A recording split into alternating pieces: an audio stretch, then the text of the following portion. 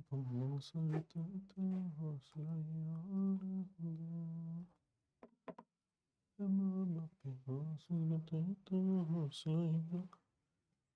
Ji, hello and welcome to all my dear students. क्या हाल चाल है आप लोगों के, कैसे हैं आप सब लोग? उम्मीद करता हूं सब बहुत बढ़िया होंगे। एक बार फिर से मैं आप सब लोगों का वेलकम करता हूं अर्जुना जेई 2026 बैच में।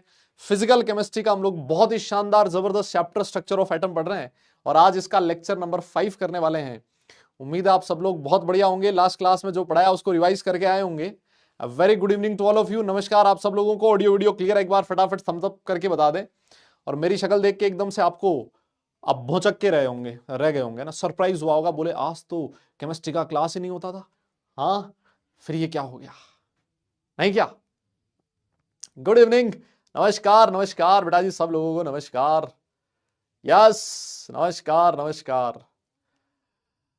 हाँ हाँ हाँ, सब बढ़िया हो?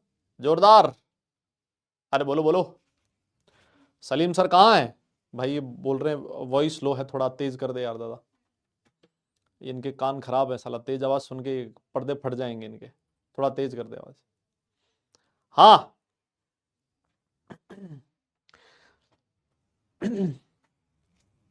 तो सलीम सर को कुछ अनएक्सपेक्टेड एकदम से कुछ काम आ गया है ना, जितना मुझे बताया गया है। अब एक्चुअली वो कहाँ है मुझे नहीं पता है ना, लेकिन मुझे बोला गया है कि सलीम सर को एकदम से काम आ गया है कुछ, है ना, तो इस वजह से वो चले गए, क्लास वो ले नहीं सकते। तो बोला कि आप लेना चाहो तो ले सकते हो।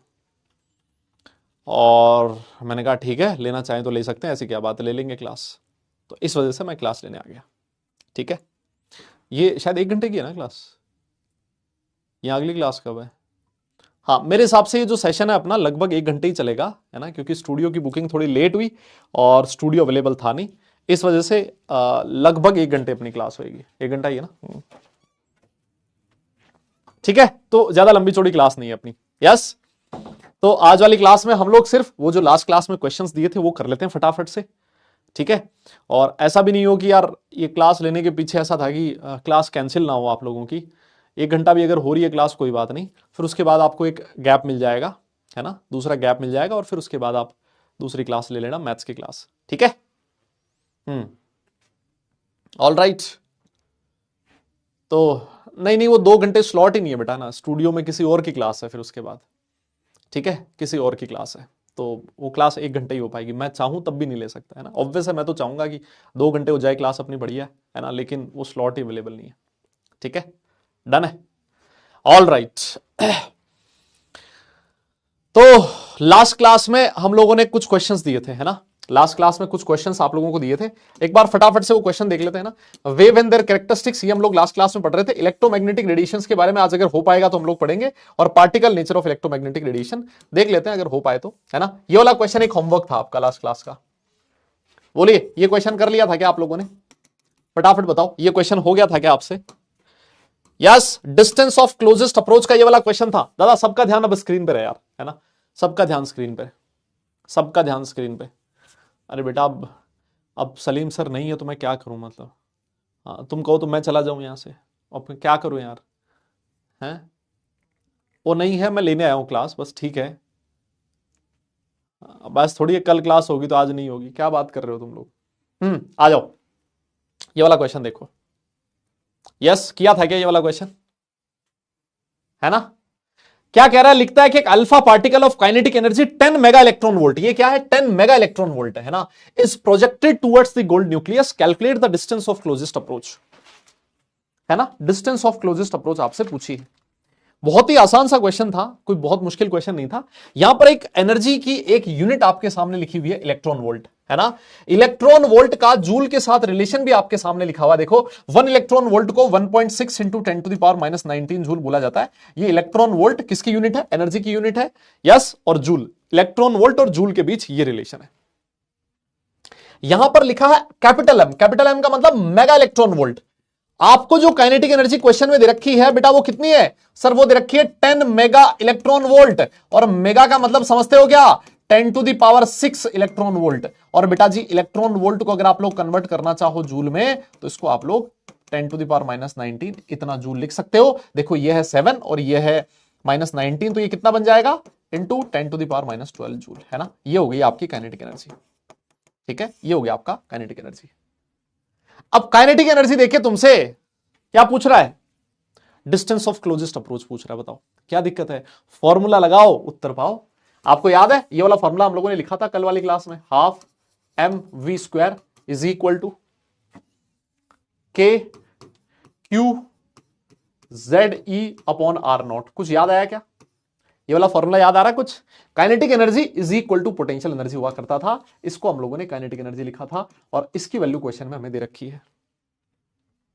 ये जो Q था बेटा, Q क्या होता था, ये होता था sir charge of alpha particle. Q क्या था, चार्ज ऑफ अल्फा पार्टिकल बोलो। और अल्फा पार्टिकल का जो चार्ज है मेरे हिसाब से आप लोगों को पता है कितना होता है सर, अल्फा पार्टिकल का चार्ज होता था 2 इलेक्ट्रॉन के चार्ज के बराबर, यस प्लस 2 इलेक्ट्रॉन के चार्ज के बराबर। तो ये था 2 इंटू 1.6 इंटू 10⁻⁻19 कूलम, बोलो यही हुआ करता था।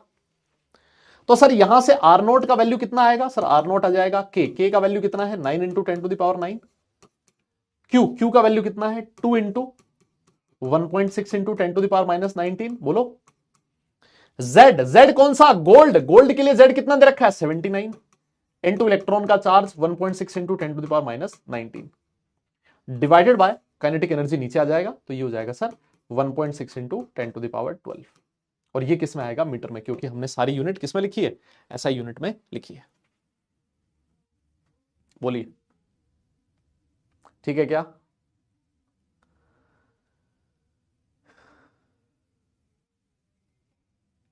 ठीक है ये वाला फॉर्मूला।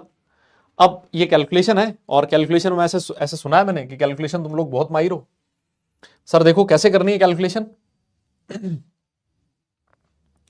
1.6 है, इससे आपका 1.6 उड़ जाएगा ना, ये 1.6 से 1.6 उड़ गया, 9 इंटू 2 18 हो गया, 18 को 79 से मल्टीप्लाई करना है इंटू 1.6, है ना, ये हो गया 1.6। अब समझना 19 और 19 हो गया 38 हो गया, माइनस 38 में से 9 गया, कितना बचा 29, और 29 में 12 जोड़ दो, 29 में 12 जोड़ दो सर, 29 में 12 जोड़ दो, कितना हो गया 29 और 2 31, 39 9 और 12 2 और हो गया 41 10⁻⁻41।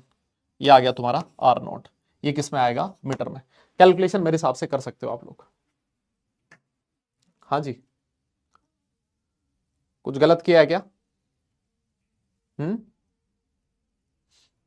अच्छा माइनस था क्या? ओ माइनस है सर, अरे भाई साहब माइनस है, ये माइनस है तो यहां प्लस क्यों लिख रहे हो आप? हाँ माइनस है ना ये बेटा, ये अगर माइनस है तो देखो कितना हो जाएगा 38 और 9 27 और 27 में से माइनस कर दो आप 12, तो कितना हो गया, हाँ -12 है, ठीक है, हाँ वो मैं समझ गया बेटा, है ना, वो समझ गया मैं, है ना। तो देखो इसको आप ऐसे ही कर दो ना, ये प्लस ऊपर जाएगा तो 12 और 9 हो गया 21 और ये है 38, कितना हो गया 17, है ना, 17 ही आएगा ना, -17 मीटर। अब ये कैलकुलेशन है, इसको आप लोग सॉल्व कर सकते हो। यस ये कैलकुलेशन है, इसको आप लोग सॉल्व कर सकते हो, ठीक है, इसको सॉल्व कर लेना आप लोग।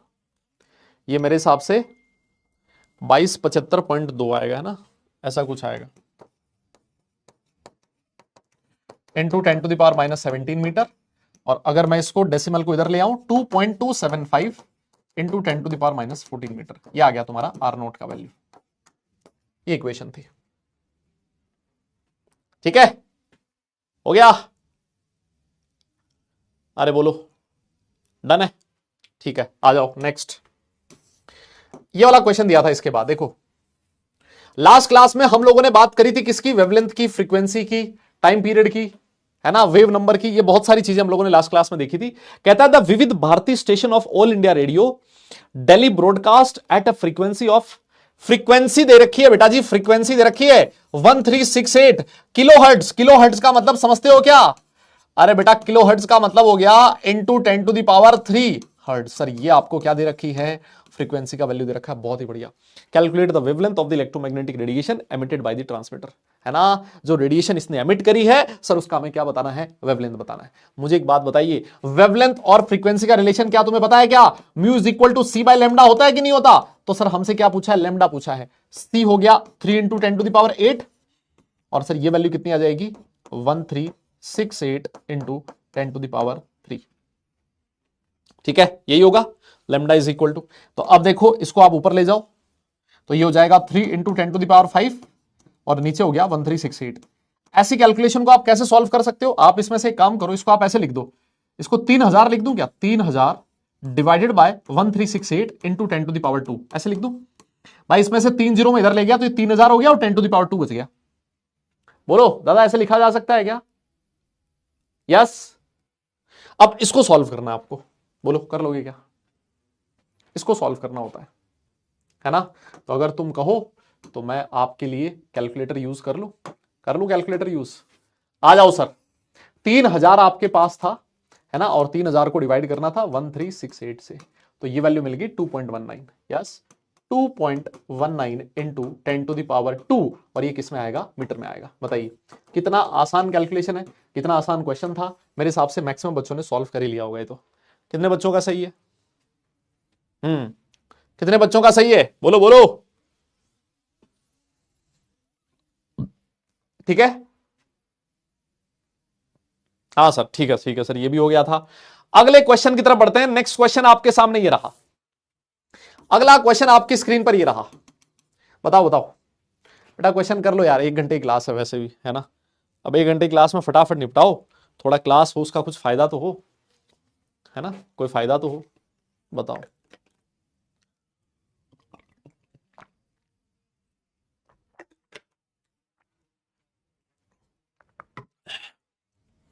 देखिए क्वेश्चन क्या कह रहा है, वेव नंबर पूछा है मतलब मेरे से म्यू बार पूछा है, एंड फ्रीक्वेंसी मतलब म्यू पूछा है, of yellow radiation having wavelength of, wavelength मतलब लैम्डा का वैल्यू दे रखा है 5800 एंगस्ट्रॉम। अब सुनना बेटा, अरे एंगस्ट्रॉम जो होता है ना वो कितना होता है, 10⁻⁻10 मीटर होता है। कोई बोल ही नहीं रहा, 10⁻⁻10 मीटर होता है सर। यस, तो सर इसको आप ऐसे लिख दो ना, 58 इंटू 10⁻⁻8 मीटर, ये हो गया सर हमारा लैम्डा। और अगर आपको लैम्डा मिल गया तो म्यू, म्यू बार मेरे से पूछा है, mu bar is equal to 1 lambda होता है, 1 अपॉन लैम्डा होता है। यस बोलो, तो सर ये हो जाएगा 1/58 इंटू 10⁻⁻8। अब सुनना, देखो ऐसी कैलकुलेशन कैसे करनी होती है आपको, है ना, इस तरह की कैलकुलेशन को कैसे करें। आप एक काम करो, इसको ऊपर ले जाओ, ये हो गया सर 10⁻8 डिवाइड बाय 58, है ना। अब आप इसमें से 100 अलग कर दो, 100 इंटू 10⁻6 ऐसे कर दो, डिवाइडेड बाय 58। भाई 10⁻8 को ऐसे लिखा जा सकता है ना, 100 इंटू 10⁻6 और 100 अपॉन 58। ये हमारे लिए कैलकुलेशन करना आसान हो जाएगा सर। सर 100 को डिवाइड कर दो सर आप किससे, 58 से, सर ये वैल्यू मिल जाएगी 1.72। तो ये आ गया 1.72 इंटू 10⁻6 और यूनिट क्या हो जाएगा, मीटर इनवर्स हो जाएगा सर। बताइए, this is your mu bar, जिसको आप लोग वेव नंबर भी कहते हो।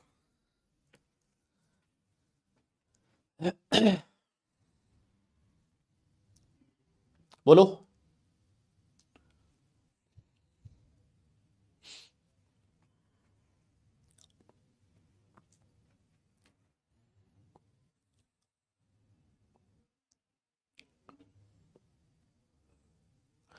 कह रहा 15 मिनट मिस हो गई क्लास। ज्ञानी बाबू तुम्हारी क्लास की अटेंडेंस है ना सारी मेरे पास है ना। तुम में से साला जो बकवास करते हैं ना फालतू, 55% लोग तो क्लास ही नहीं आते, 55% लोग क्लास में रहते हैं, सिर्फ अटेंडेंस सिर्फ 55% है इस क्लास की। समझ रहे हो तुम, इतनी कम अटेंडेंस है तुम्हारी, और फिर उसके बाद तुम ये कह रहे हो कि हमारी 15 मिनट क्लास मिस हो गई। हाँ, कितने दोगले हो गए भाई, ऐसे वैसे चला दे यार, मारेगा क्या? हाँ, कह रहे हो 15 मिनट मिस हो गई हमारी क्लास। अबे 15 मिनट क्या, तुम्हारी पता नहीं कितनी मिस हो रखी है क्लास है। और 15 मिनट मैंने नहीं मिस करी भाई, मैंने नहीं मिस करी है। 4 बजे से क्लास थी आपकी वैसे, लेकिन स्टूडियो जो था वो अवेलेबल नहीं था 4 बजे से पहले, 3:45 पे ही अवेलेबल था। इस वजह से 15 मिनट क्लास की टाइमिंग पहले करनी पड़ी। ठीक है, अब नोटिफिकेशन मैं नहीं डालता हूं, है ना, मैं नोटिफिकेशन नहीं डालता हूं भाई। नोटिफिकेशन जिसने डाला नहीं डाला मुझे नहीं पता, है ना, मैं क्या करूं अब नोटिफिकेशन नहीं डाला तो। मेरी तो क्लास भी नहीं थी, साला मैंने तो सोचा था तुम खुश हो जाओगे, ठीक है क्लास कैंसिल हुई, उससे अच्छा कि 1 घंटे क्लास आ गई। मुझे लग रहा है मैंने बवाल ले लिया फालतू में, ये क्लास मुझे लेनी नहीं चाहिए थी। हाँ आ जाओ, बी बी पार्ट देख लेते हैं इसका। सर बी पार्ट देख लेते हैं। फ्रीक्वेंसी हमें कैलकुलेट करनी है सर। फ्रीक्वेंसी होती है mu, mu is equal to क्या होता है, सी अपॉन लेमडा, है ना सर। सी है 3 × 10⁸ और sir lambda, sir lambda question में दे रखा है सर, वो रहा 58 × 10⁻⁻8 दे रखा है सर, देख रहे हो, बहुत बढ़िया। तो भाई इसको देखो ऊपर ले जाओ, इसको ऊपर ले जाओ, है ना। तो ये सर देखो, इसको आप ऐसे लिख दो ना, 300 × 10⁻6 और ये 8 ऊपर जाएगा तो 8 + 6 हो जाएगा डिवाइड बाय 58।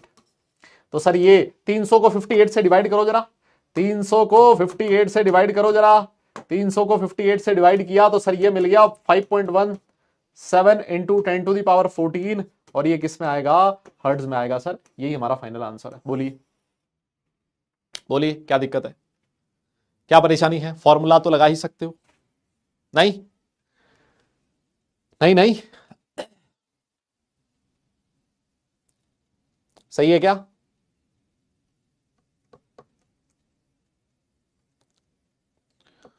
बोलो बोलो बोलो बोलो।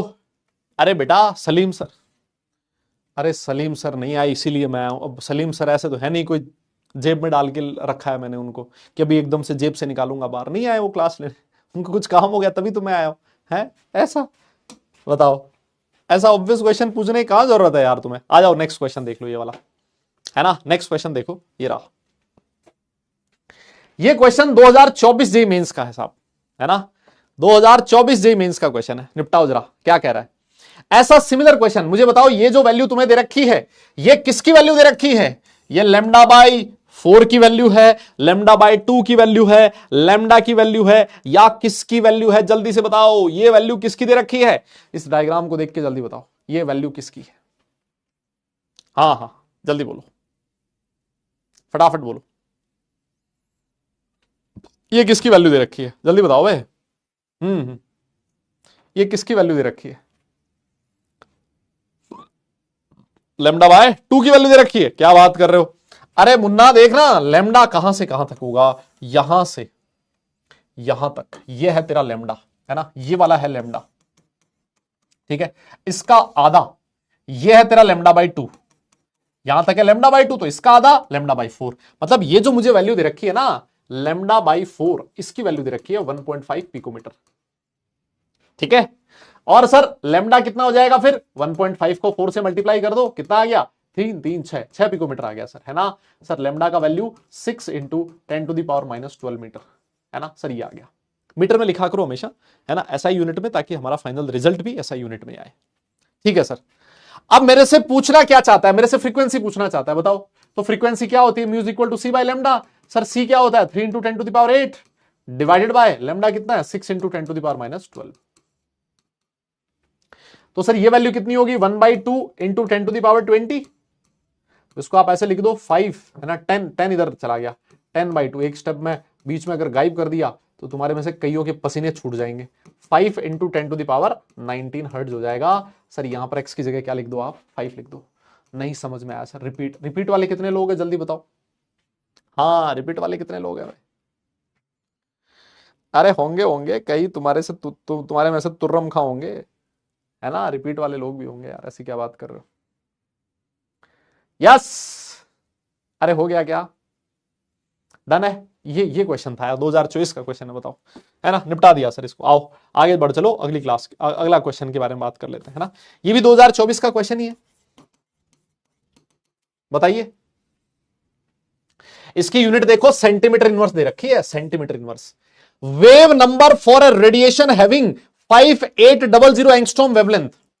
वेव नंबर पूछा है बेटा, हाँ वेव नंबर पूछा है, मतलब म्यू बार पूछा है। म्यू बार मतलब 1/λ पूछा है। सर लैम्डा की वैल्यू क्वेश्चन में 5800 एंगस्ट्रॉम, एंगस्ट्रॉम दे रखा है, इसका मतलब 5800 × 10⁻10 मीटर दे रखा है ना। मैं मीटर लिख देता हूं पहले, तो सर इसको आप ऐसे लिख दो ना, 58 × 10⁻8 मीटर, ऐसे लिख दूं। और मेरे से वेव नंबर पूछ रहा है, तो वेव नंबर क्या होता है सर? 1/λ, है ना सर। 1/λ, तो ये हो गया 58 × 10⁻8। बोलो, लेकिन ये वैल्यू किस में आएगी? मीटर इनवर्स में आएगी। क्यों? क्योंकि आपने लैम्डा किस में लिखा है? मीटर में लिखा है। लो सर इसको ऊपर ले चलो। सर ये ऊपर चल के 10 टू द पावर 8 हो जाएगा। इस कैलकुलेशन को आसान करने के लिए 100 इंटू 10 टू द पावर 6 लिख देता हूं मैं। बोलिए, ऐसे लिख दूं क्या? या फिर आप चाहो तो एक काम और कर सकते हो, यहां पर आपसे डायरेक्ट सेंटीमीटर में पूछा ना, तो आप एक काम करो, यहां सेंटीमीटर में लिख डालो इसकी वैल्यू, है ना। एक काम ऐसे करो, ये मीटर में दे रखा है ना, तो इसको सेंटीमीटर में कन्वर्ट करो। कैसे करोगे सर? सेंटीमीटर में कन्वर्ट करने के लिए इसको, मीटर को सेंटीमीटर में कन्वर्ट करने के लिए लो सर 100 से मल्टीप्लाई कर दो, है ना। तो सर ये हो जाएगा 58 into 10 to the power -6 centimetre, और यही वैल्यू आप डाल दो यहां पर, ठीक है। सेंटीमीटर ही डाल दो, है ना, लैम्डा की वैल्यू सेंटीमीटर में ही डाल दो, ताकि हमारा जो फाइनल आंसर आए वो भी किस में आ जाए? सेंटीमीटर इनवर्स में आ जाए। तो सर ये ऊपर जाएगा 10 टू द पावर 6 हो जाएगा। 10 टू द पावर 6 को मैंने ऐसे लिख दिया 100 इंटू 10 टू द पावर 4, तो ये 100 अपॉन 58 सेंटीमीटर इनवर्स। बताओ क्या लगता है, कर पाओगे क्या? क्या लगता है, सही किया है क्या बेटा? एक बार देख लेना, सही किया ना हमने?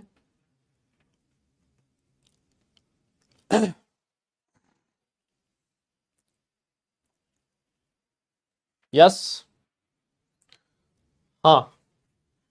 तो इसको आप ऐसे लिख सकते हो 1.724 into 10 to the power 4 centimetre inverse.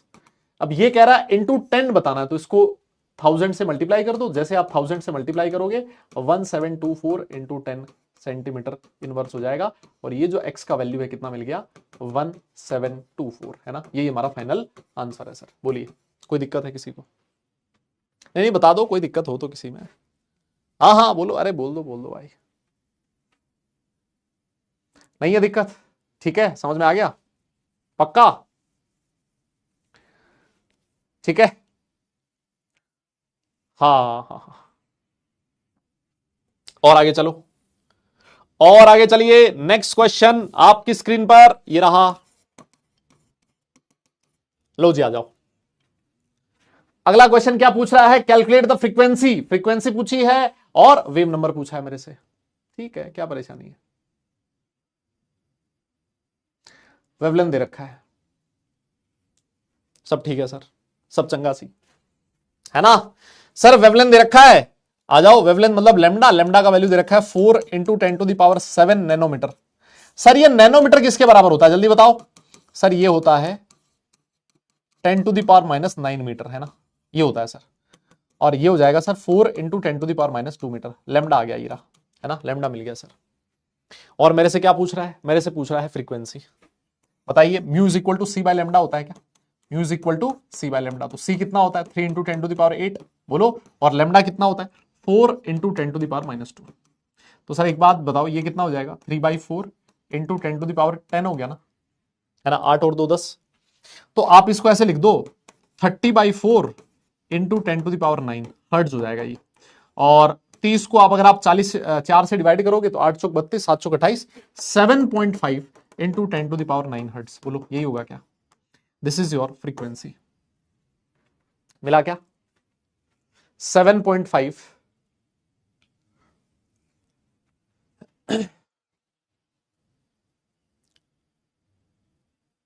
बोलिए, यही मिला आपको? ठीक है सर, लेकिन ये तो मिला फ्रीक्वेंसी, और मेरे से क्या पूछा था? Wave number. वेव नंबर क्या होता है? Wave number is equal to 1 upon lambda. तो 1 अपॉन लेमडा बोले तो 1/4 इंटू 10 टू द पावर -2। इसको आप ऊपर ले जाओ, 100/4 मीटर इनवर्स। ये कितना हो गया? 25 मीटर इनवर्स। यही हमारा फाइनल आंसर है। अब जल्दी से बता दो, रिपीट वाले कितने लोग हैं? जल्दी बता दो। यस, रिपीट वाले कितने लोग हैं ये भी बताई दो। रिपीट वाले लोग बताओ जल्दी से, अलग से पहचाने जाने चाहिए ये लोग, रिपीट वाले, है ना। इनको अलग से मेडल पहनाने की सख्त आवश्यकता है। यस, है तुम में से कोई? हाँ मैं देख रहा हूं, रिपीट वाले हैं भाई, हाँ।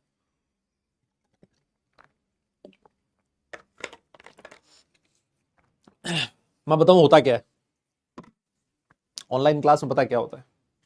अब ये जो क्वेश्चन है ना, इसमें कुछ रिपीट करने का नहीं है ना। Mu is equal to c by lambda. C हमें पता होता है, लेमडा दिया, कैलकुलेशन करनी है।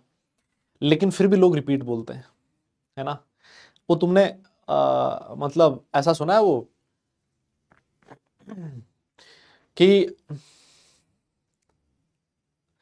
कि हम टॉप ना करें तो थोड़ा बुरा लगता है ना। मान लो कोई क्लास है, उसमें हमने टॉप नहीं किया, हमें बुरा लगा, बहुत बुरा लगा। लेकिन हमारे दोस्त ने टॉप किया, साला और ज्यादा बुरा लगा, है ना। तो दिक्कत यही है, ऑनलाइन में क्या होता है कि बहुत सारे लोग ऐसे होते हैं जिनकी पढ़ाई सही नहीं चल रही होती, है ना। तो उनकी कोशिश ये रहती है कि क्योंकि मेरा बैकलॉग हो रखा है ना, मैंने पीछे का पढ़ नहीं रखा, तो मैं काम करता हूं, मैं क्लास को आगे बढ़ने ही नहीं देता हूं।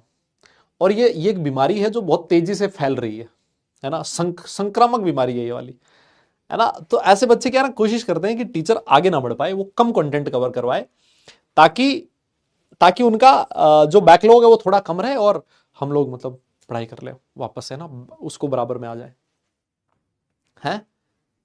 तो ऐसे लोग होते हैं मतलब क्लास में, मैं बता रहा हूं तुम्हें, जो भाई भला चाहते नहीं किसी का, बोले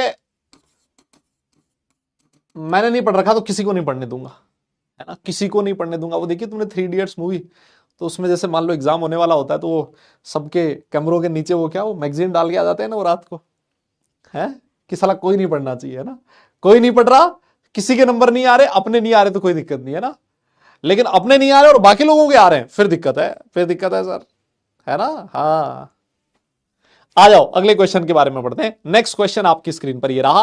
अगला क्वेश्चन क्या कहता है, calculate the wavelength, frequency and wave number of a light whose time period is 3 into 10⁻⁻10 metre. T का वैल्यू दे रखा है बेटा 3 इंटू 10⁻10 सेकंड, सॉरी, है ना।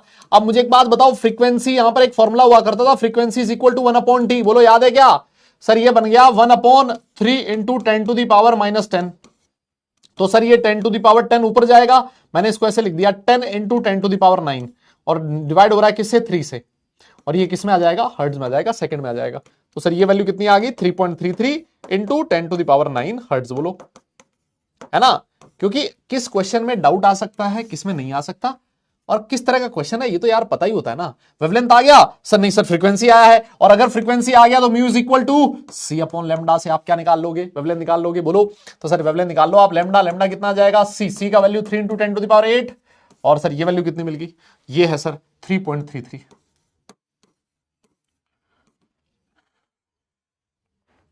है ना। Lambda is equal to c upon mu, है ना, और ये रहा म्यू 3.33 इंटू 10⁻9, ठीक है, ये लेमडा आ गया। और अगर लेमडा आ गया तो मेरे से वेव नंबर पूछा है mu bar is equal to 1 upon lambda कर दूंगा, ये लेमडा की वैल्यू यहां डाल देना, म्यू बार मिल जाएगा, बोलो। अब ये तो खुद करोगे यार, है ना, ये तो आप खुद करोगे यार, ऐसे मत करो। यस सर, ये 10 कहां से आया, 10 कहां से आया बेटा, देख ये रहा 10, ये रहा देख ये, अच्छा एक स्टेप मैंने उड़ा दिया, ओहो हो, दिक्कत हो गई है, दिक्कत हो गई है भाई। ये सर ये वाला 10 कहां से आया, हाँ हाँ हाँ, लो सॉरी सॉरी सॉरी, सुनो सुनो बे, 10 कहां से आया मैं बताता हूं, देखो होता क्या है ना, जब ये 10⁻−10 उछल के ऊपर जाएगा ना, तो ऊपर 10⁻10 आ जाएगा, डिवाइड बाय 3, है ना, 10⁻10 डिवाइड बाय 3। ये कैलकुलेशन थोड़ी सी मुश्किल होती है, तो मैंने क्या किया, 10⁻10 को ऐसे लिख दिया 10 इंटू 10⁻9 डिवाइड बाय 3, ठीक है ना। बेटा ये 10 इंटू 10⁻9 है 10⁻10 ही, तो अब 10/3 हो जाएगा 3.33 इंटू 10⁻9, और ये आ जाएगा हर्ट्ज में, ठीक है। हाँ वो मुझे लग ही रहा था कि कुछ ना कुछ लफड़ा तो होगा ही, आपने डायरेक्ट कैसे लिख दिया सर, यहां से यहां कैसे पहुंच गए, मुझे लग रहा था पंगा होगा, लेकिन फिर भी मैंने थोड़ा रिस्क ले लिया था, आई एम सो सॉरी, मुझे नहीं लेना चाहिए था, है ना। हाँ ठीक है, हो गया, हाँ हाँ हाँ, इतना नहीं आता है बेटा, अरे यही तो दिक्कत है, इतना नहीं आता है, यही तो दिक्कत है, इतना नहीं आता है सबको, परेशानी तो यही है ना। हम्म, और कई बार हम भी नहीं समझ पाते हैं यार कि कितना आता है कितना नहीं आता है, दिक्कत यही है। अगर इतना आता होता फिर कोई परेशानी नहीं होती, है ना। आइए अब हम लोग अगला टॉपिक पढ़ने के लिए तैयार हैं भाई। इसमें कैलकुलेशन में भाई लोगों, यार ये जो फॉर्मूले हैं 2-3 ये तो कर लोगे ना यार, ओ भाई ये 2-3 सीधे सीधे से फॉर्मूले हैं यार, mu is equal to c by lambda, है ना, mu bar is equal to 1 upon lambda, और mu is equal to 1/t, बोलो यही तो है ना। हाँ ये 3-4 फॉर्मूले हैं, इन पे सीधा सीधा क्वेश्चन आता है। हर क्वेश्चन में एक क्वांटिटी अननोन होती, बाकी सारी क्वांटिटीज गिवन होती है। बस सीधा सा इतना है कि भाई थोड़ी बहुत कैलकुलेशन हमें आनी चाहिए, है ना। तो वो कैलकुलेशन वाला पार्ट अगर आपका ठीक है तो फिर ये क्वेश्चन आप बड़े आराम से कर सकते हो, है ना। और इस पे इसी तरह का क्वेश्चन पूछा जाता है, कोई तोप क्वेश्चन आपसे नहीं पूछ सकता, पूछ ही नहीं सकता, है ना, क्योंकि इस पे कुछ बनता ही नहीं है ऐसा कुछ क्वेश्चन। ठीक है, बहुत बढ़िया। हाँ, तो अब इसके बाद हम लोग जो आज नया टॉपिक पढ़ने वाले हैं बेटा, उसका नाम है इलेक्ट्रोमैग्नेटिक रेडिएशंस, है ना। हम लोग बात किसकी करेंगे आज? इलेक्ट्रोमैग्नेटिक रेडिएशंस की, इलेक्ट्रोमैग्नेटिक वेव्स की, इलेक्ट्रोमैग्नेटिक रेडिएशंस। अब समझना, वापस फिजिक्स। मैं कह रहा था आपसे, आपको ऐसा लगेगा जैसे आप केमिस्ट्री नहीं फिजिक्स पढ़ रहे हो, है ना, केमिस्ट्री नहीं फिजिक्स पढ़ रहे हो, जैसे आपको ऐसी फील आएगी। हम लोगों ने लास्ट क्लास में बात करी थी, एक भाई साहब थे जिनका नाम था मैक्सवेल, है ना। क्या नाम था? मैक्सवेल नाम था सर। क्या नाम था? मैक्सवेल नाम था। आओ, ये मैक्सवेल को वापस पकड़ डालो आज, है ना। मैक्सवेल ने क्या कहा था, अब सुनना मैक्सवेल क्या कहता है। मैक्सवेल का ये कहना था कि अगर मान लो कोई चार्ज पार्टिकल है, जैसे इलेक्ट्रॉन है ना, प्रोटॉन, अल्फा पार्टिकल है, कुछ भी है, एक चार्ज पार्टिकल जब जब वो मूव कर रहा है ना, अंडर एक्सेलरेशन है, तो मैक्सवेल ये कहता है कि जो हर एक चार्ज पार्टिकल है वो इलेक्ट्रिक फील्ड और मैग्नेटिक फील्ड प्रोड्यूस करता है। क्या कहा? वापस सुनना। इसका ग्लेन मैक्सवेल से कोई लेना देना नहीं है ना। ग्लेन मैक्सवेल इतना टैलेंटेड नहीं था जितना ये वाला मैक्सवेल था, है ना। हाँ, ग्लेन मैक्सवेल नहीं, वो वाला मैक्सवेल नहीं। हाँ, अबे वो वाला मैक्सवेल नहीं बे, ओ ज्ञानी आदमी कह रहा ग्लेन मैक्सवेल। ये जो भाई साहब थे, इन्होंने क्या बोला था कि अगर कोई पार्टिकल है, यस, वो अंडर एक्सेलरेशन है, तो वो क्या करता है? दो तरह के फील्ड प्रोड्यूस करता है। कौन कौन से? एक इलेक्ट्रिक फील्ड और दूसरा मैग्नेटिक फील्ड।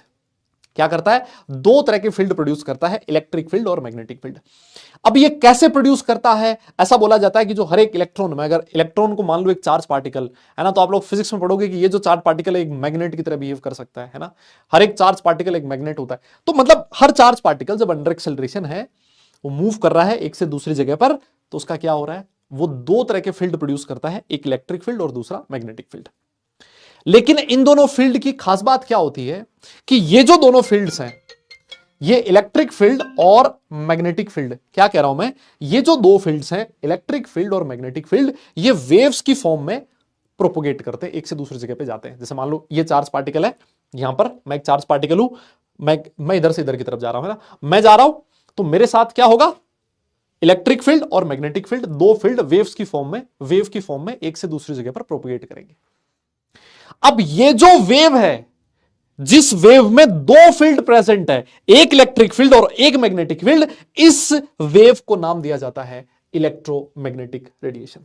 इसको क्या बोला जाता है? This is known as electromagnetic radiation.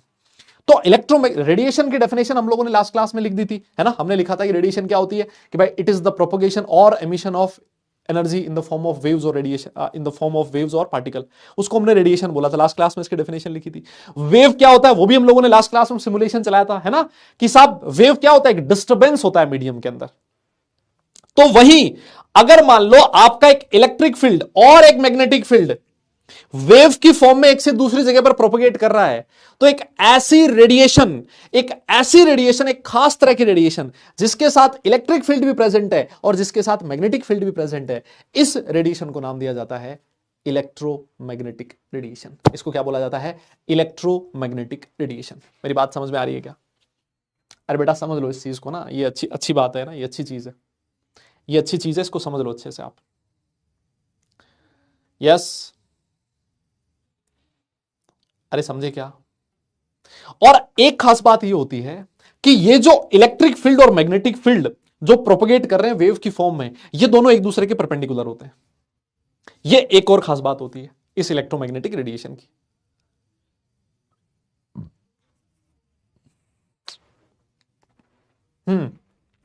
क्या कह रहा हूं देखो, आपके पास दो चीजें प्रेजेंट है ना, एक है इलेक्ट्रिक फील्ड और दूसरा है मैग्नेटिक फील्ड, है ना।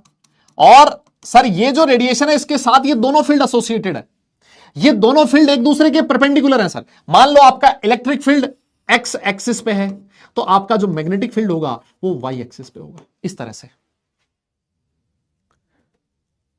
ठीक है, सुनना, इसका सिमुलेशन आज मुझे यार सिमुलेशन वगैरह ढूंढने का टाइम नहीं मिला, क्योंकि मुझे एकदम से ही बोला गया था, अभी थोड़ी देर पहले तो मुझे बोला कि सर क्लास है, लोगे क्या आप, ऐसे बच्चों की क्लास कैंसिल होएगी, इससे अच्छा आप ले लो।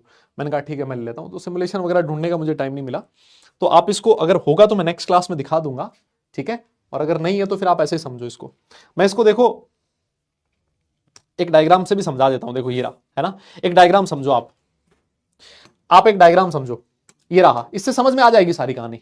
आपकी जो वेव है देखो इस एक्सिस पे प्रोपोगेट कर रही है ना, प्रोपोगेशन हो रहा है वेव का, ये रहा प्रोपोगेशन इधर, है ना। वेव किधर से किधर की तरफ आ रही है, इधर से इधर की तरफ आ रही है ना। So this is direction of propagation. ये क्या है, this is the direction of propagation, है ना। मैं इस डायरेक्शन में जा रहा हूं, this is my direction of propagation. अब सर देखना, दो अलग अलग कलर से फील्ड बना रखे हैं। ये वाला कलर देख रहे हो, एक फील्ड ये रहा, this is your one field. इसको मान लेते हैं ये क्या है, इलेक्ट्रिक फील्ड है ना। ये क्या है, इलेक्ट्रिक फील्ड है। इलेक्ट्रिक फील्ड वेव की फॉर्म में इस तरीके से आ रहा है, और मैग्नेटिक फील्ड जो है ना वो ऐसे बाहर निकला हुआ, देखो ऐसे ऐसे इस तरीके से ऐसे आया, फिर दूसरी तरफ धस गया, फिर बाहर आया, फिर धस गया। मतलब ये दोनों फील्ड एक दूसरे के परपेंडिकुलर है। ये इलेक्ट्रिक फील्ड है, ये मैग्नेटिक फील्ड है, दोनों एक दूसरे के परपेंडिकुलर है। आप इसको ऐसे समझो, मान लो आपकी जो वेव है वो एक्स डायरेक्शन में प्रोपोगेट कर रही है। सोच के देखो, this is direction of propagation. तो आपका जो इलेक्ट्रिक फील्ड है वो वाई एक्सिस पे है और मैग्नेटिक फील्ड जेड एक्सिस पे है। आप ऐसे समझ सकते हो इसको, and this is your direction of propagation.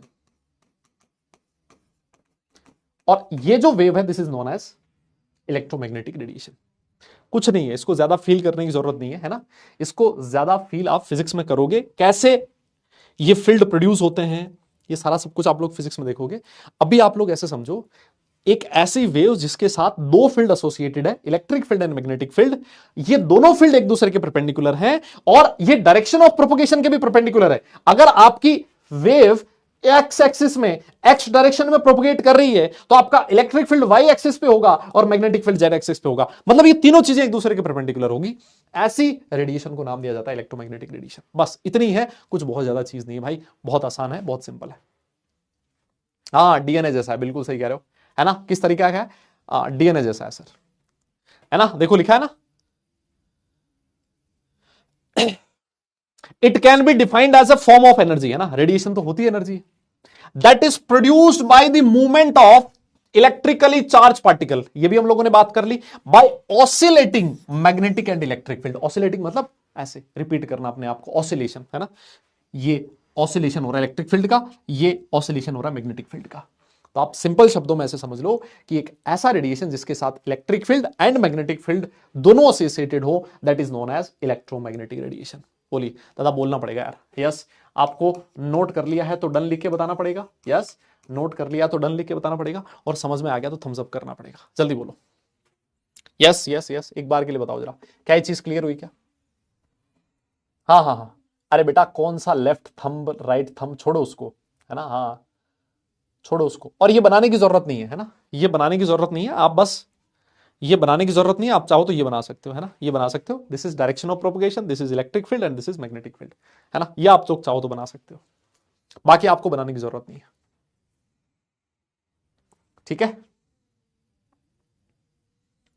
Yes, ये डायग्राम बनाने की जरूरत नहीं है बेटा, आप वो चीज बना सकते हो और ये वाला पॉइंट लिख सकते हो।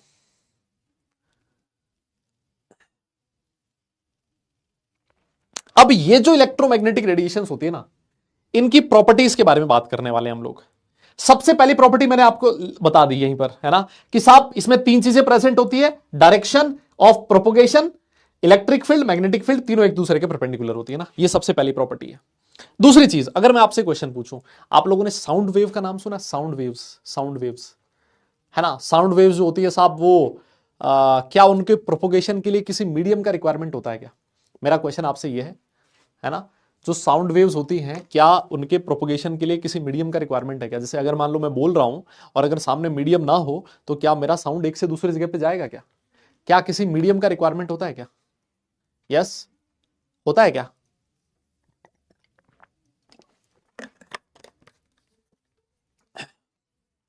होता है ना, बिल्कुल होता है sir.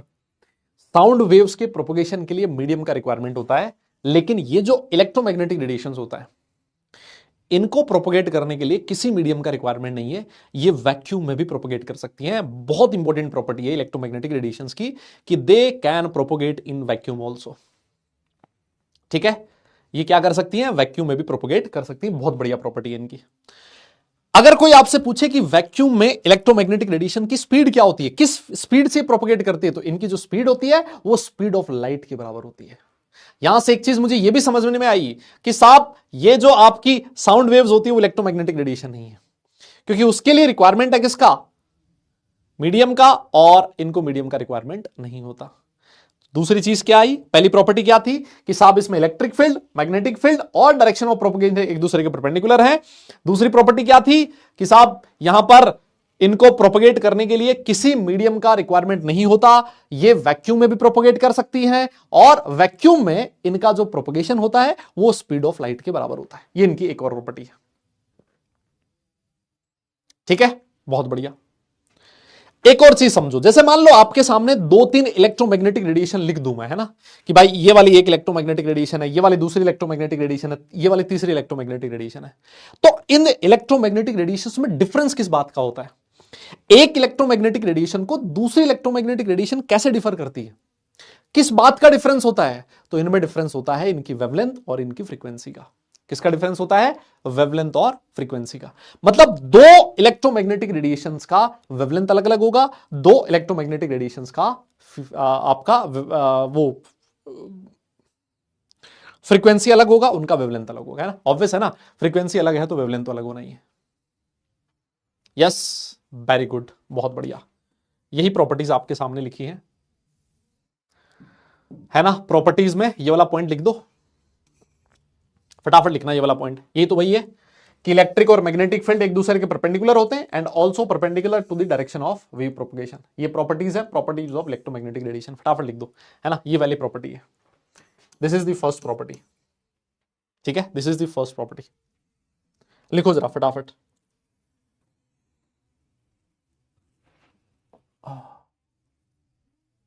This is the first property.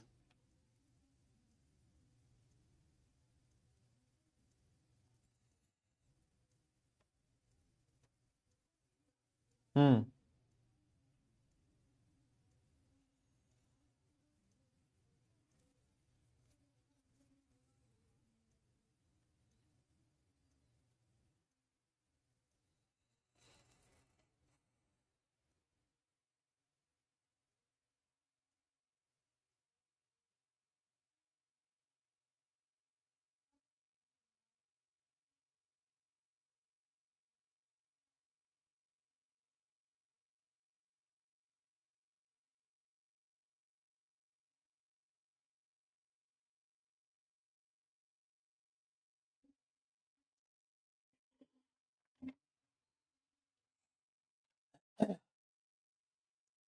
ठीक है, अगली प्रॉपर्टी देखो। ये देखो जनाब, ये रहा दूसरा property. They do not require any medium for their propagation. Yes, और वो वैक्यूम में travel with speed of light, ये भी मैंने आपको बता दिया। They differ from each other in terms of frequency and wavelength, है ना, इनकी फ्रीक्वेंसी और वेवलेंथ अलग अलग होती है। ये तीनों प्रॉपर्टी भी लिख डालो जरा। ये तीनों पॉइंट भी लिख डालो, ये इनकी प्रॉपर्टीज है। स्कूल एग्जाम्स में 2 नंबर का क्वेश्चन आ सकता है कि what are the properties of electromagnetic radiations, है ना, स्कूल में ये क्वेश्चन आ सकता है कि इलेक्ट्रोमैग्नेटिक रेडिएशंस की प्रॉपर्टीज क्या है। तो आपको 1, 2, 3, 4, है ना, ये 4 पॉइंट आपको लिख के आना है। ये 4 पॉइंट आपको लिख के आना है, लिख डालो। हम्म,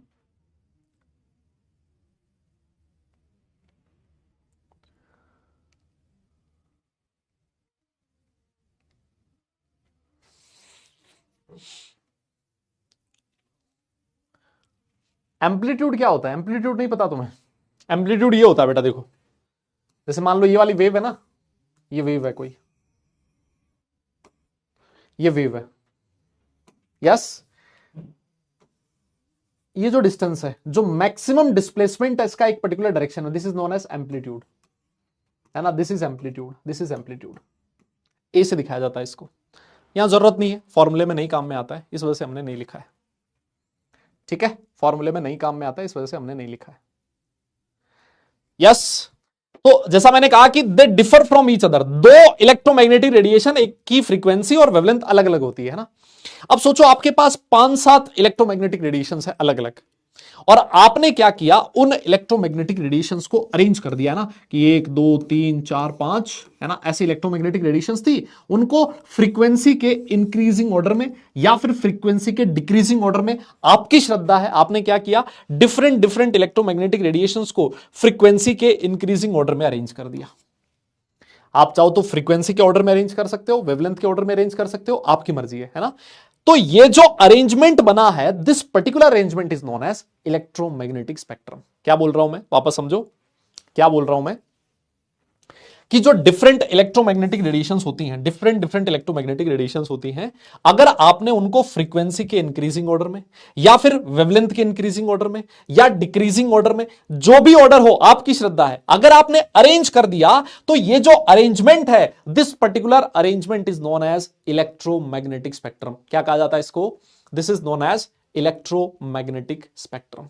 क्या बोला जाता है इसको, electromagnetic spectrum. Different different electromagnetic radiations को अगर आपने अरेंज कर दिया तो that is known as electromagnetic spectrum. और ये रहा आपका इलेक्ट्रोमैग्नेटिक स्पेक्ट्रम। देखो डेफिनेशन आपके सामने लिखिए, arrangement of various electromagnetic radiations in increasing और डिक्रीजिंग ऑर्डर ऑफ वेवलेंथ और frequency, this is known as electromagnetic radiation, electromagnetic spectrum. और ये स्पेक्ट्रम आपके सामने बना रखा है, ये हो सकता है आपको क्लियर ना दिखाई दे रहा हो, इसमें आपको क्लियर देखना भी नहीं है, क्या चीज आपको दिखनी चाहिए, अगर आप इस इलेक्ट्रोमैग्नेटिक स्पेक्ट्रम को गौर से देखोगे ना, तो एक चीज आप नोटिस करो, जैसे जैसे मैं इधर से इधर जाता जा रहा हूं,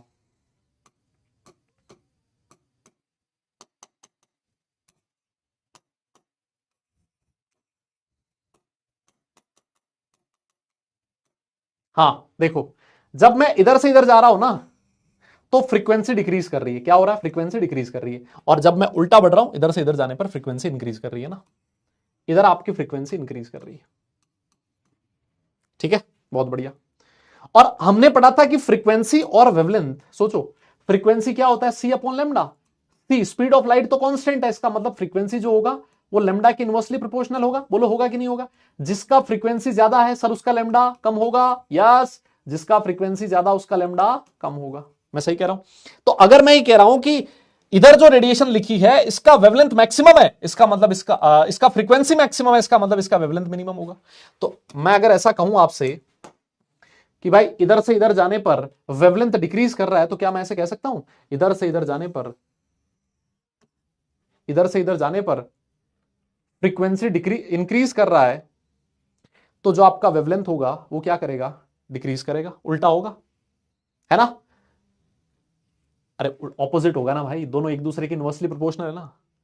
यहां पर आपको जो ध्यान रखनी है ना चीज, वो ये रखना है कि यहां पर क्या लिखा हुआ है बेटा, यहां लिखा हुआ गामा रेज, ये क्या है गामा, है ना। अगर आपको नहीं दिख रहा तो दिस इज गामा रेज, यहां पर लिखा हुआ है एक्स रेज, ठीक है। फिर उसके बाद लिखा है यूवी, है ना, ये लिखा हुआ है यूवी, यूवी। फिर उसके बाद यहां लिखा है आईआर इंफ्रारेड, फिर उसके बाद यहां लिखा है माइक्रोवेव, क्या लिखा है, माइक्रोवेव, और सबसे लास्ट में लिखा है रेडियो वेव्स, है ना। ये क्या लिखा है, radio waves, radio waves, FM AM होता है ना, रेडियो वेव्स। तो सर ऊपर देखो कुछ नंबर भी लिखा है, 10⁻²4, 10⁻²2, 10⁻20। क्या सर ये नंबर याद रखना है, नहीं ये नहीं याद रखना, है ना, इसको नहीं याद रखना। सर नीचे भी कुछ लिखा हुआ है, क्या इसको याद करना है, नहीं इसको भी नहीं याद करना, कुछ नहीं याद करना, सिर्फ मुझे ऑर्डर याद होना चाहिए, है ना। मुझे क्या होना चाहिए, ऑर्डर याद होना चाहिए। क्या याद होना चाहिए, ऑर्डर याद होना जरूरी है। और ये जो ऑर्डर है वो क्या होता है, सुन लीजिए, है ना। जो ऑर्डर है वो क्या होता है, एक बार के लिए देख लो, मैं यहां पर भी लिख देता हूं। आपको ये सारा सब कुछ डायग्राम नहीं बनाना है ना, इतना सब कुछ करने की जरूरत नहीं है आप लोगों को, ठीक है, इतना सब कुछ करने की जरूरत नहीं है। आपको क्या करना है, आपको क्या करना है, सिर्फ ये ध्यान रखना है, गामा रेज और गामा रेज से भी आगे आप लोग चाहो तो यहां लिख सकते हो कॉस्मिक रेज, है ना। सबसे ज्यादा फ्रीक्वेंसी किसकी होती है बेटा, कॉस्मिक रेज की, है ना। हालांकि कॉस्मिक रेज आपके एनसीईआरटी में नहीं दिया हुआ, आपके एनसीईआरटी में सिर्फ ये दे रखा है gamma rays, X rays, UV, infrared, microwave और रेडियो वेव्स, ये ऑर्डर आपको ध्यान रखना है। सबसे ज्यादा फ्रीक्वेंसी किसकी होगी, आप इसको बस इतना ध्यान रखें, कॉस्मिक रेज, है ना। कॉस्मिक रेज के बाद आता है गामा रेज, फिर आएगा तुम्हारा एक्स रेज, ठीक है, फिर कौन आएगा, यूवी। अब एक चीज और देखो, ये जो अल्ट्रावायलेट रीजन और इंफ्रारेड रीजन है, इसके बीच में ये दिख रहा है कलर से बनाए हुए, ये वाले कलर, इसको बोला जाता है विजिबल रीजन।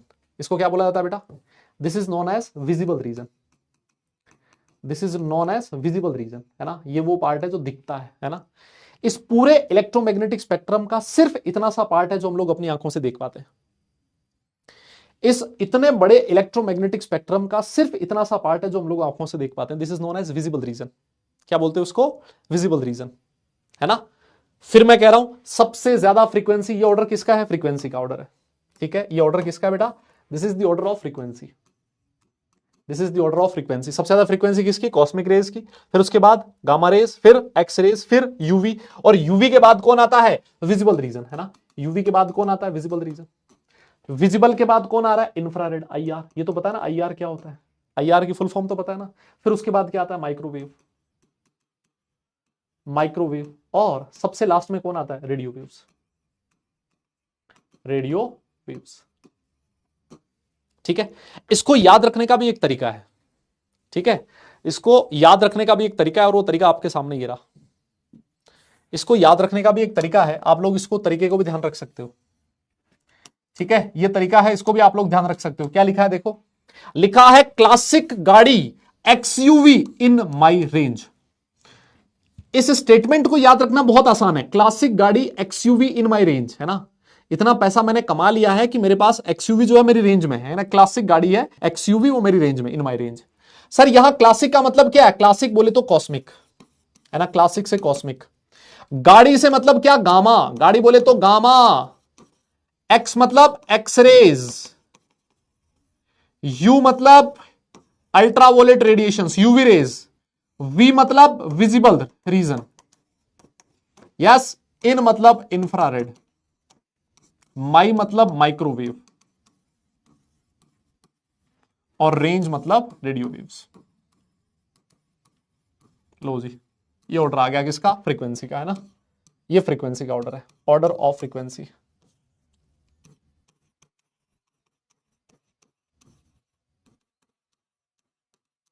ठीक है। फ्रीक्वेंसी ऑर्डर, ये किसका ऑर्डर है, फ्रीक्वेंसी का ऑर्डर है।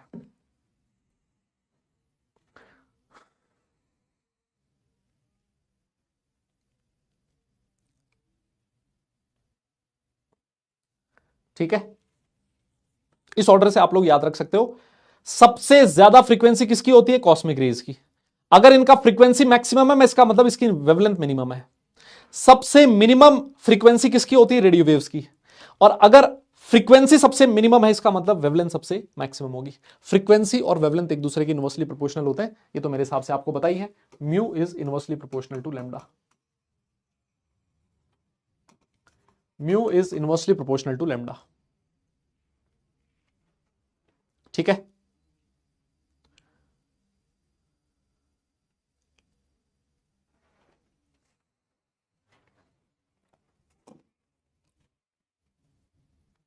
एक चीज और देखो, जैसा मैंने आपसे कहा कि अल्ट्रावोलेट रीजन और इंफ्रारेड रीजन, इसके बीच में आता है विजिबल रीजन। कोई अगर आपसे ये पूछ ले कि ये जो विजिबल रीजन है इसका वेवलेंथ कितना होता है, आप देखो ना कितना बड़ा इलेक्ट्रोमैग्नेटिक स्पेक्ट्रम है ना, कितनी सारी इलेक्ट्रोमैग्नेटिक रेडिएशंस है, कॉस्मिक रेज है, गामा रेज है, एक्स रेज है, यूवी है, इंफ्रारेड है, माइक्रोवेव है, रेडियो वेव। हम किसी को भी नहीं देख पाते अपनी आंखों से। हम इस इलेक्ट्रोमैग्नेटिक स्पेक्ट्रम का सिर्फ और सिर्फ इतना छोटा सा पोर्शन है जिसको देख पाते हैं। इसकी जो वेवलेंथ होती है 400 नैनोमीटर से, है ना, 400 नैनोमीटर, 400 नैनोमीटर, मैं यहां लिख देता हूं। विजिबल रीजन की जो फ्रीक्वेंसी होती वेवलेंथ होती है 400 नैनोमीटर से 750 नैनोमीटर, है ना, 750 नैनोमीटर। ये आप लोग ध्यान रखें बस।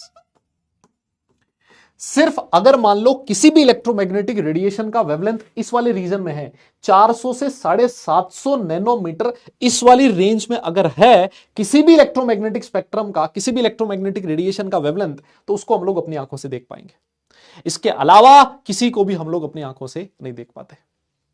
400 से 750 मान लो आप, ठीक है। हाँ, अब इसमें भी देखो, इसमें भी देखो, विजिबल रीजन में ये देख रहे हो कलर कौन सा है यहां, वॉलेट, इंडिगो, है ना, ये हो गया साहब ब्लू, ये देख रहे हो ग्रीन, येलो, ऑरेंज और रेड, विबग्योर, है ना, ये विजिबल रीजन है, VIBGYOR, विबग्योर, दिख रहा है कलर आपको, है ना, ये कलर दिख रहा है आपको। विजिबल रीजन में ये डिफरेंट कलर्स हैं, और इनमें भी अगर तुमसे कोई पूछ ले कि बताओ कौन से कलर की वेवलेंथ सबसे मैक्सिमम है, तो मेरे हिसाब से आप लोग बता पाओगे कि वेवलेंथ जो है वो सबसे मैक्सिमम किसकी है, रेड कलर की, है ना। वेवलेंथ का अगर मैं ऑर्डर पूछूं, VIBGYOR, है ना, GYOR, तो ये किसका ऑर्डर है साहब, ये वेवलेंथ का ऑर्डर है। सबसे ज्यादा वेवलेंथ कितनी किसकी होती है, रेड की होती है। और फ्रीक्वेंसी का ऑर्डर पूछ लूं तो जस्ट इसका ऑपोजिट हो जाएगा,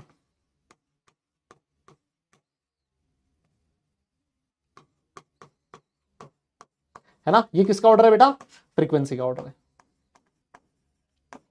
है ना। ये किसका ऑर्डर है, फ्रीक्वेंसी का ऑर्डर है। ये किसका ऑर्डर है, फ्रीक्वेंसी का ऑर्डर है। ये पता होना चाहिए, ठीक है।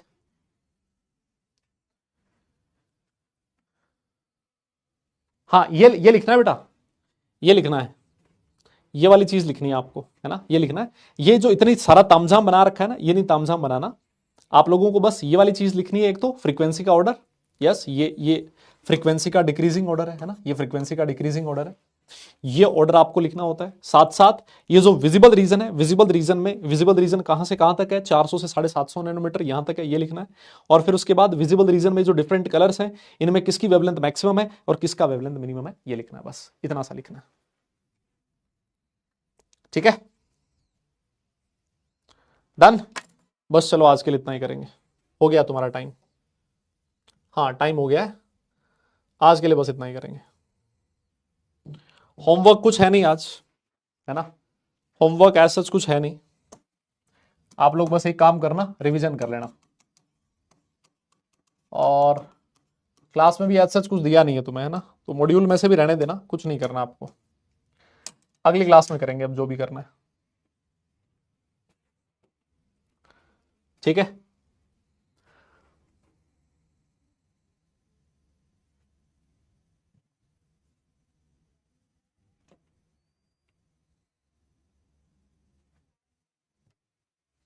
क्या हम कुछ करके गामा रेज की वेवलेंथ इतने से इतनों तक ला सकते हैं, हाँ। साला तुमसे ये पढ़ा तो जा नहीं रहा और तुम्हें वेवलेंथ यहां से यहां तक लानी है, बकवास कम किया करो, पढ़ाई कर लिया करो थोड़ी।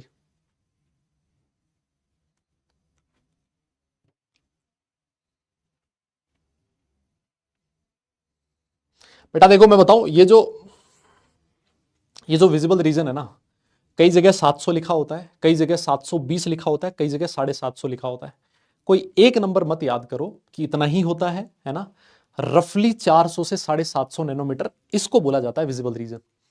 ये अगर आप लोग डिफरेंट डिफरेंट देखोगे ना, डिफरेंट डिफरेंट जगह पर डिफरेंट डिफरेंट डेटा आपको लिखा हुआ मिलेगा, ठीक है। तो आप इसके चक्कर में मत पड़ो कि हाँ ऐसा नहीं कर देना कि भाई 400 से 1000, नहीं ऐसा नहीं, 700, 720, 750, ये एक रेंज है ना। ऐसा कोई बैरियर नहीं लगा हुआ कि 400 का मतलब 400 ही है, नहीं भाई, 401 है वो भी हल्का सा इंफ्रारेड विजिबल रीजन में आ सकता है ना, तो वो तुम उसकी मत सोचा करो कि 400 ही लिखा है, ठीक है। सर ब्लैक कलर फिर कैसे विजिबल होता है, वो किसी से मिलकर बनता है। हाँ बेटा, ब्लैक कलर के बारे में बताएंगे, ब्लैक कलर क्या होता है, मोल कॉन्सेप्ट के शॉर्ट नोट्स कैसे बनाए। शॉर्ट नोट्स बेटा एक काम करना है ना, पैर ऊपर करना और हाथ नीचे करके और फिर बनाना, है ना, फिर शॉर्ट नोट्स बन जाएंगे आपके। मैं क्या बताऊं भाई, शॉर्ट नोट्स कैसे बनाए। शॉर्ट नोट्स हर इंसान का बनाने का तरीका अलग होता है, किन्हीं भी दो लोगों के शॉर्ट नोट्स सिमिलर हो ही नहीं सकते, है ना, हो ही नहीं सकते, शॉर्ट नोट्स हो ही नहीं सकते किसी के सेम। क्यों? क्योंकि शॉर्ट नोट्स बनाए जाते हैं अपने अकॉर्डिंग, है ना, अपने अकॉर्डिंग। हर किसी का शॉर्ट नोट्स बनाने का तरीका अलग है, किसी के शॉर्ट नोट्स दो उसमें हो जाता है, 2 पेज में हो जाता है, किसी के शॉर्ट नोट्स 4 पेज में होते हैं, और कुछ महानुभाव तो ऐसे होते हैं जो 20-20 पेज में शॉर्ट नोट्स बना देते हैं, है ना। तो ये नहीं होना चाहिए। शॉर्ट नोट्स का मतलब यही है, बहुत ही कंसाइज वे में होना चाहिए, ठीक है। तो आप जो काम की चीज आपको लगता है कि that is very much important, उसको शॉर्ट नोट्स में लिखना होता है। अब वेरी मच इंपॉर्टेंट किसी के लिए कुछ होता है, किसी के लिए कुछ होता है, हाँ, लेकिन शॉर्ट नोट्स में फॉर्मूले सारे लिखे हुए होने चाहिए। है ना। फॉर्मूले सारे लिखे हुए होने जरूरी है शॉर्ट नोट्स में, ये जरूरी चीज है। Sir charge of alpha particle में +2 इलेक्ट्रॉन कहां से आ गया? अल्फा पार्टिकल में तो इलेक्ट्रॉन नहीं होते, वो मेरी जेब में था मैडम। आप ना मैडम टाइम पे ही अगर निकल लो ना तो सही रहेगा, है ना। मेरे से हाथ मत जुड़वाओ, कुछ मैं फालतू बोल दूंगा ना तुम लोगों को, फिर तुम्हें बहुत बुरा लगेगा। अल्फा पार्टिकल पे कल साला मैंने आधा घंटा खराब किया था, उससे पहले वाले दिन मैं तुम्हें अल्फा पार्टिकल बता के आया था, अल्फा पार्टिकल क्या होता है, उस पर कितना चार्ज होता है। निरे बेवकूफ हो क्या भाई, बिल्कुल ही अकल नहीं है तुम में बिल्कुल भी। अब ये क्वेश्चन कोई 20 बार बता चुका हूं, 20 बार साला, 20 बार बोल दिया अल्फा पार्टिकल पे चार्ज ये होता है, ये चार्ज ऐसे आता है, फिर भी वहां पर क्वेश्चन 2 इलेक्ट्रॉन तो होता ही नहीं, 2 इलेक्ट्रॉन के बराबर चार्ज कैसे आ गया? बेवकूफ हो गया। इलेक्ट्रॉन नहीं होता तो इलेक्ट्रॉन के बराबर चार्ज नहीं आ सकता उसके ऊपर। कैसे तुम लोग 10th पास करके और कैसे तुम लोग साइंस ले रहे हो? फिर साला तुम्हें अगर कोई बात ढंग की बोल दे तो फिर तुम्हें लगता है कि ओह ऐसे कैसे बोल रहे हो हमें। क्या बकवास डाउट पूछते हो भाई तुम लोग एकदम। किसने डिस्कवर किया था इनकी फ्रीक्वेंसी के बारे में? अरे बेटा डिस्कवर किसी ने किया हो, तुम्हें क्या करना है, किसने डिस्कवर किया था? सबके लिए क्या विजिबल लाइट का रेंज सेम होती है? बेटा ये रेंज होती है ना 400 से 750 नैनोमीटर, आप ये ध्यान रखो। क्या सर इसका कनेक्शन रेनबो फॉर्मेशन के साथ है? हाँ है ना बेटा। अभी देखो हम लोग आगे हाइड्रोजन का स्पेक्ट्रम पढ़ेंगे, उसमें मैं आपको बताऊंगा, ठीक है, तो वहां पर हम लोग बात करेंगे इसके बारे में। Is the definition of the electromagnetic radiation, लिखा दिया मैंने, इलेक्ट्रोमैग्नेटिक रेडिएशन की डेफिनेशन लिखवा दिया है बुक में। 400 से 800 बेटा, तो 400 से 800 याद कर ले बस, खुश रह तो, है ना, खुश रह भाई, खुश रह। खुश रहो तुम। चलो ठीक है, क्लास हम लोग करते हैं खत्म, आज की क्लास में इतना ही करेंगे। फालतू में साला मैंने अपना 1 घंटा तुम्हारा क्लास लेकिन अपने मूड की स्थिति करी, खराब किया अपना मूड तुम्हारी क्लास में आके। हाँ इससे अच्छा था मैं तुम्हारी क्लास नहीं लेता तो ही सही रहता, है ना, वो ज्यादा बेटर होता मुझे लगता है ना। अरे भाई अब नहीं पढ़ा नहीं सकते, किसी और की क्लास है अभी इस स्टूडियो में, है ना, तो कोई और ही लेगा क्लास अब यहाँ, दूसरे टीचर की क्लास होती है ना, स्टूडियो की बुकिंग होती है, तो स्लॉट नहीं है अवेलेबल, तो इतनी होगी अपनी क्लास। इसको एक बार के लिए पढ़ के आना, नेक्स्ट क्लास में हम लोग पढ़ेंगे। और यार आप लोगों से ना मेरी हाथ जोड़ के विनती है, या तो आप क्लास में आया मत करो, और या अगर क्लास में आओ ना तो पिछली क्लास में जो पढ़ा रखा है ना उसको रिवाइज करके आया करो, बिना कुछ मुंह उठाए क्लास में मत आ जाया करो, कम से कम मेरी क्लास में तो मत आया करो, है ना। मुझे कोई दिक्कत नहीं है, तुम में से 20% लोग भी होंगे ना क्लास में, मुझे कोई दिक्कत नहीं है। मेरे से कोई क्वेश्चन पूछेगा कि 20% ही क्यों आया, मैं उसको जवाब दे दूंगा बड़े आराम से, ठीक है। अर्जुना 2.0 भी अपना स्टार्ट हो चुका है भाई लोग, जिसका बैकलॉग है, जिसको यहां से नहीं समझ में आता, कुछ पोर्शन पीछे का छूटा हुआ है, हाथ जोड़ के मेरी ये विनती है 2.0 में चले जाओ, वहां से तुम लोग सीख लो, तुम्हारा बैकलॉग है वो भी कवर हो जाएगा। यहां सिर्फ वही बच्चा है जो पिछले क्लास में पढ़ के आ रहा है, रिवाइज करके आ रहा है ना। क्योंकि बिना पढ़े तुम एकदम से मुंह उठा के क्लास में आ जाते हो और फिर किसी को कुछ नहीं समझ में आता, फिर फालतू में ये नहीं हुआ, वो नहीं हुआ, फलाना नहीं हुआ, ढिमका नहीं हुआ, क्या कर रहे हो तुम लोग पता नहीं। चलो ठीक है, क्लास को हम लोग करते हैं खत्म, कल मिलेंगे वापस, है ना, कल अपनी क्लास है वापस। चलो नेक्स्ट सेशन में मिलते हैं, तब तक के लिए tata bye bye, love you all आप सब लोगों को।